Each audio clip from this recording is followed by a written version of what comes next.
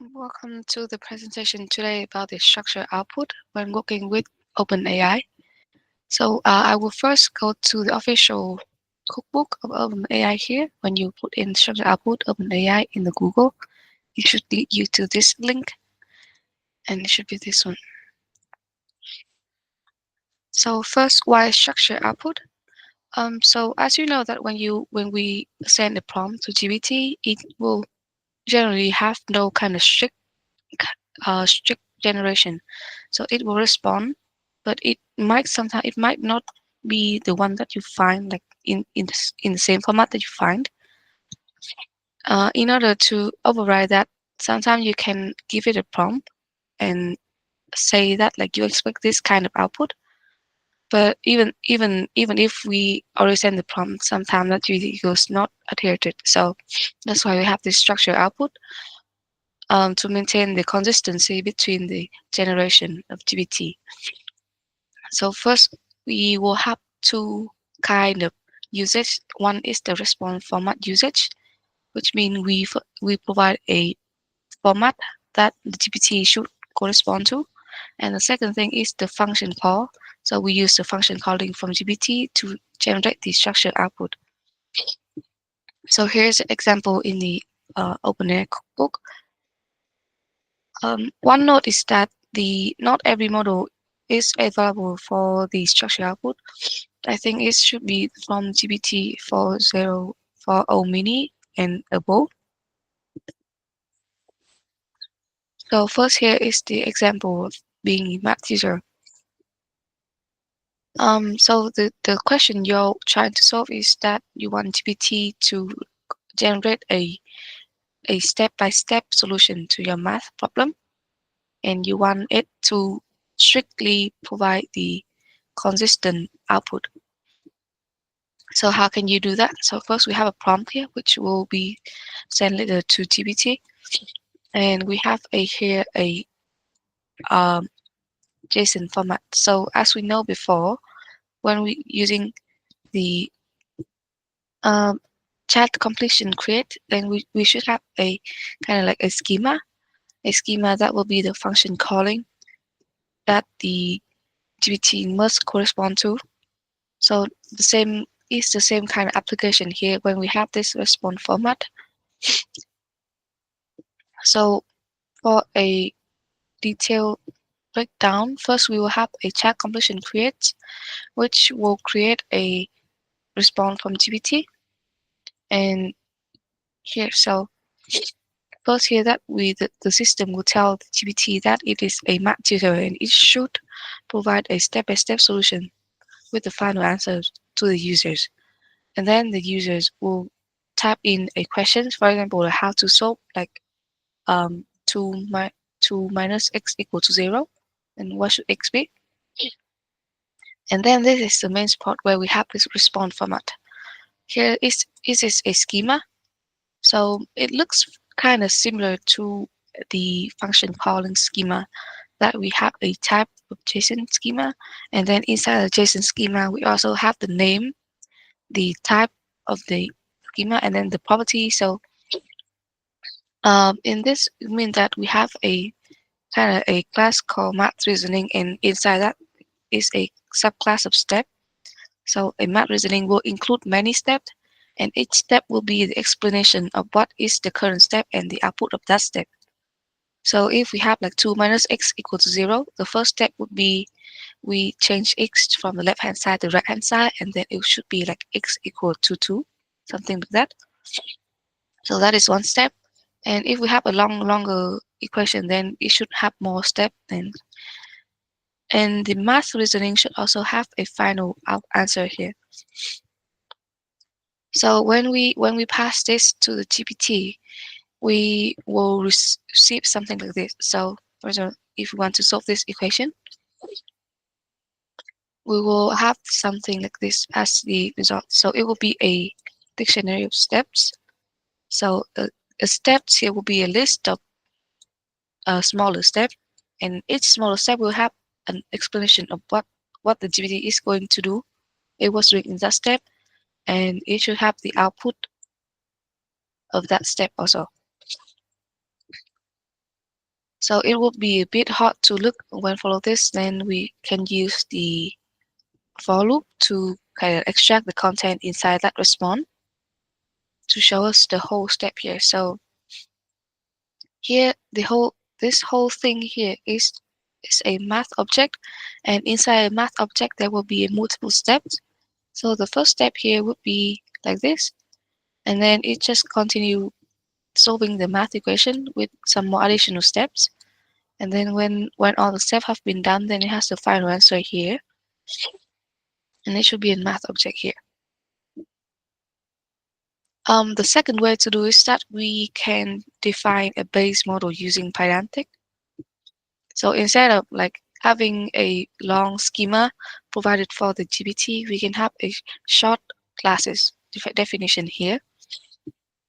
So this one looks more intuitive. So it is a class of math reasoning, and inside that math, it has a list of step as a intermediary solutions, and then the finals output. So when we want to use the class from Pydantic here as the structure output, we will need to use this beta chart completion parts. So the previous one is create and this one is parse. And then we can parse the output exactly the same as like this class we have defined here. And it is much shorter in terms of like code generation and lines here. We only need to use the system will provide the prompt to the GPT, and then we will ask a question here. And then the GPT will need to generate the response according to the math reasoning based model here. So the final answer should be the same as the previous one. And we can get that using this parse here to make it into one here. One line here. So it now is a list of steps. So this is the first step. And then we have the next step. And then go on, and then we have the final answer here. So we can access the parameters inside the variables inside the class like this. So because we know that this one is a math reasoning class and it has the variables, steps, and final answer. So our solutions, our response will also be a math reasoning class, and it can access the parameter inside using this syntax. So that is a brief introduction about the structured output. So how can we apply that to LLMCAM? So this is the second module of division in LLMCAM about AskGPT-4v. What it does is that we will first provide an image, and then we will ask GPT about the quantitative information of that image. As we have discussed in the previous session, because we are using the prompt to tell GPT generate according to this kind of format, sometimes when the image does not have the information necessary here, then it will just skip the this detail. For example, there's no timestamp or location. Then the output generated by GPT would not contain this information also. But what we want is that now we want every image quantitative data to be consistent. So we want to have a structured output. So that's why we can apply the structured output from Pydantic and JSON schema into our model. So first here I will have two images. This one is the first image in the list, and this one is the last image in the list. So as you can see, they are quite different in kind of the dimension and also the content of the image, right? So now we will first ask the GPT, like the normal GPT, about the image. So going down here, this one is the original one that we're still having in our module. That there's no structure output here, it's just a prompt, and we are trying to make GPT answer according to that prompt. So when we ask it about the two images, as you can see here, this one does not have any like timestamp or location information, And also because it does not have a water body, so like no harbor or something, then it just does not include that part in the response. This one, in the other hand, it has a harbor, so it included it here and also a timestamp and location here. So they are generated by the same function. We are still asking ChatGPT about the image, but they will be totally different result, and it can be that they are not the same format. And sometimes this can cause issues when, for example, if we want to kind of like extract the information about the number of cars or like the number of boats inside the image, but one image it returns a boat, but the other it doesn't, then it will just throw an error. So what we know now here is that we can apply the structure output to this Ask GPT about image file. So here I also use the two example showed in the cookbook. So first here is that we can use the JSON schema for the structure output. So everything here should be the same, except for that I now use a newer model, GPT model, because that allows for structure output. And then for this function calling part, I will just describe the prompt in a kind of like more systematic way and more machine readable way. So it has a name, exact image quantitative analysis, and also the description. And inside the parameters, I have this information that I want it to extract. So I want to make sure that even though the image does not have a timestamp or location or something, GPT will still generate that properties for the image. It can be none, but it needs to be there. So, and of course, is we need to require it because on if we do not require it, then GPT will just like skip it if it doesn't have. So here, and then the second way that I did here is that using the Pydantic based model, I define like the properties that I want GPT to generate. So like all the all the variables in the prompt, I put it here with now that if I pass this class into the response format, then the GPT will need to generate the corresponding information about these parameters and variables. So now this one is passed and the previous one is just like chat completion create. So how is the result? So the first one here is the results of the last image in the folder using the structure output of the Pydantic based model. So as you can see here, it is it generates the whole response according to what I have defined in the base model. So even though this image does not have a timestamp, it will still return it, just that it will be undetermined, and it does not have a water body also, so it will just be not applicable. Other than that, it kind of like have a lot of like necessary information here, for example, the number of buildings, the number of cars, the number of trucks, the number of person or something, and then go on to the next image. So this is the first image in the folder, and I still use the same base model from Pydantic to ask GPT about it. So now this one has kind of more sufficient information about these timestamp and location. And then it has a water body, which should be the harbor. So instead of now non-applicable, it should be the harbor. So I also check the length of this to respond, and you can see here it has exactly the same number of properties. This -2 is just for the like this new line here. So that's why the -2. But otherwise, then it should have the same number of mm, variables and like properties. And now go on to the next one is like asking about the image file using structure output with function calling. So is this one the schema here that I defined? I also did the same thing for the two image, and the format of the results still stay the same because I have defined them before. So we still have a timestamp location even though there's none of those information inside the image.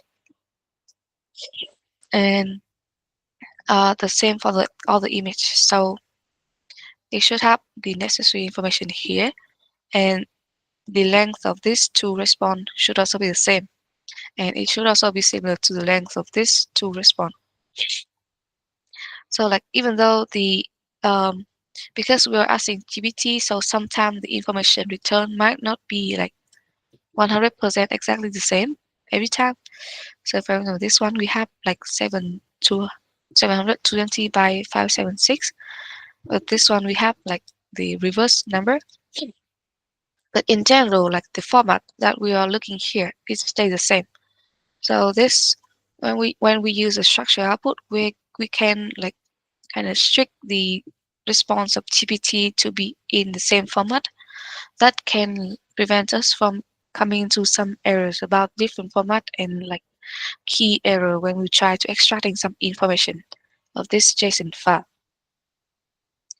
So that is how structure output can be applied with the GPT, and specifically how it can be applied to our module of like asking GPT about image file. And that should be the end of my presentation. Does anybody have any questions?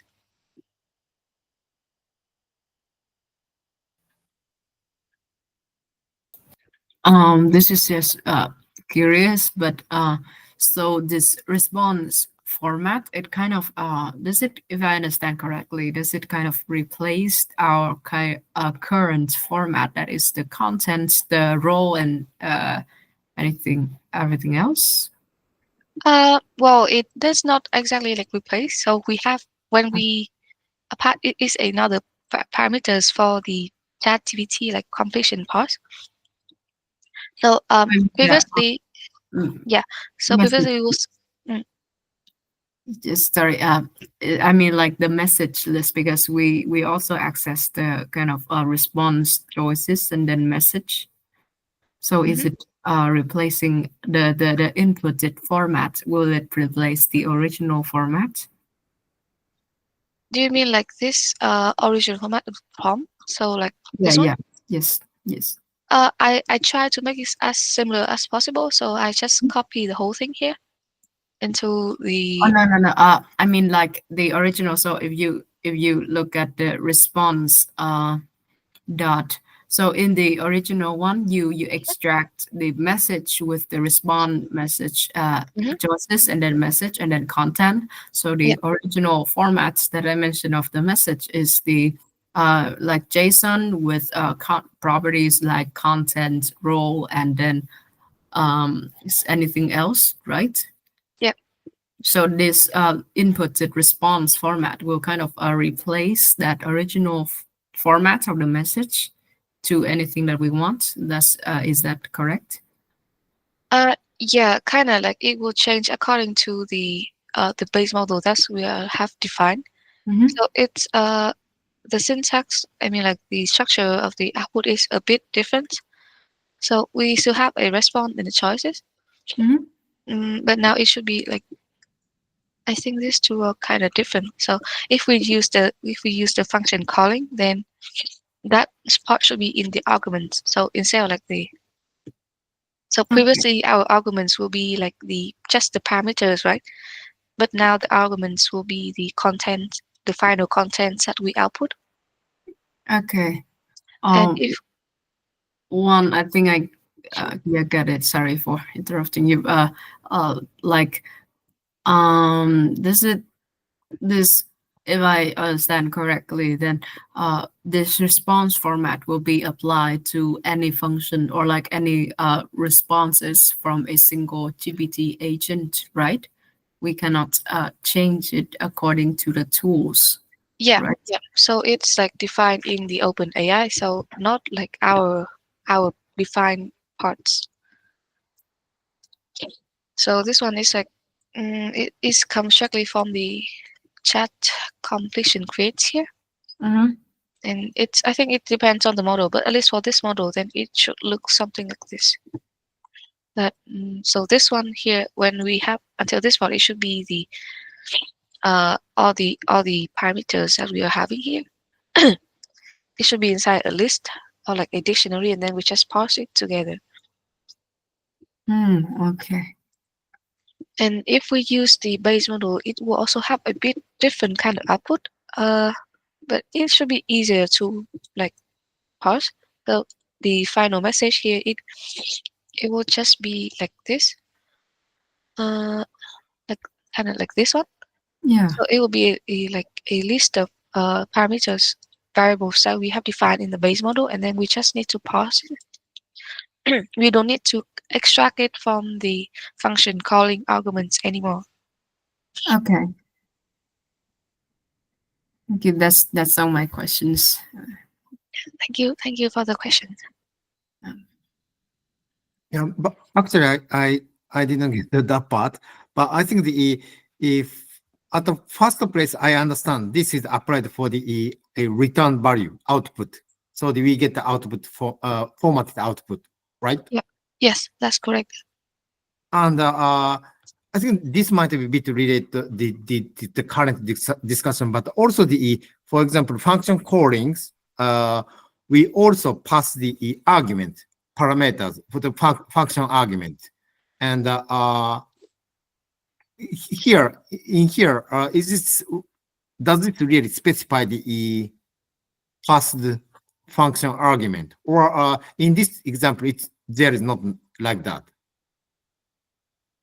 So it's a bit different from our function calling arguments, like what we have been working before. Uh-huh. So before, when we working with the function arguments, we have kind of like the function, and then it has the parameters, right? But now Yeah, this one is it is more like a class, and it has a variables inside it. So this will be the so like this argument here will be this variable here, like all this yep, information, and it yep, will be the final output from GPT, yep. not the one that we provided for GPT. Yeah. That's the point. So if we want to pass some parameter like for example, file name or something, then how should we do that? Do you mean like we pass it to the here? But this is the parameter, but it's output format. But if we want to add some other parameter not related to output format, like for Mm. example, order ID or something, or anything, anything.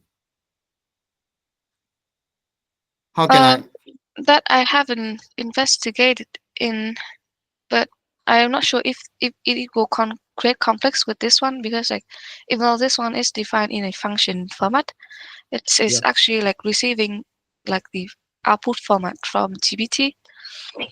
But I think it would be like easier when working in this way. Like we have a class, and I think we can also define further some parameters in the class. At least Yep, from what I think. but there's no place to specify because in here there's a entry for response format, but there is no input format. Yes, there's no input format here. But there Uh, should be something similar. If some input has to be input format has to be checked as well. do you I mean like the tool schema description? Yeah, that's what I'm. I think that we have to do it kind of manually because currently we have a simple type function in the function schema to extract the type hinting of the input parameters of the single function.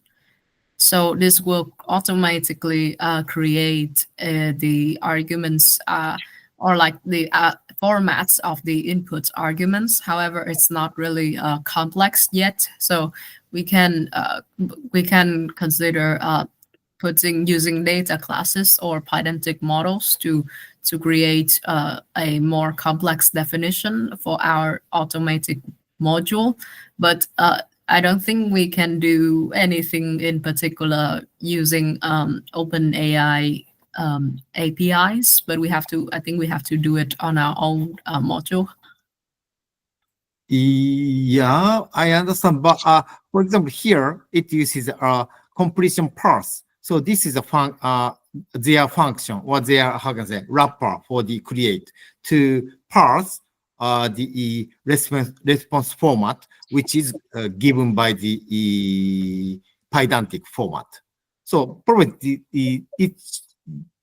what it does here is internally it translates the image quantitative information into a JSON schema. So which means probably the same thing could be done with the input as well, input argument as well. What you did in the function schema or tool schema.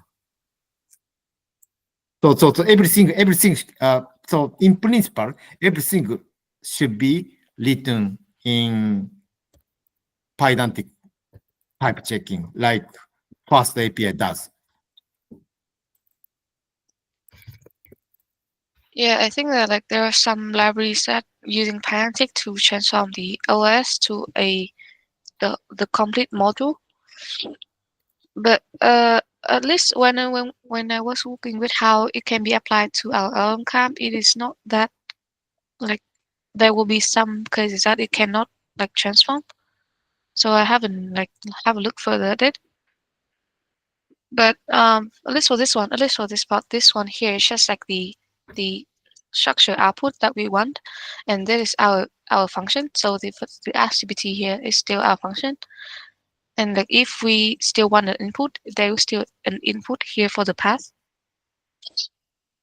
That it will be the user input, and then GPT will just like replace the path here with the user input and do this all the calling thing here.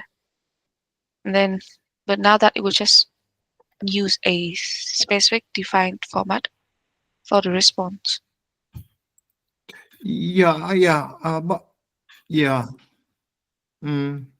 yeah, maybe. I think at Okay. least for now, at least when I was working with the API from OpenAI, I don't see any automatic transformation, but I think we definitely can check open source libraries to see which one does the translation of the Pydantic models to schema. I think for example, Fast API may supply it because they use heavily the Pydantic models. Yeah. Okay. Once I'm going to stop the recording now, and let's continue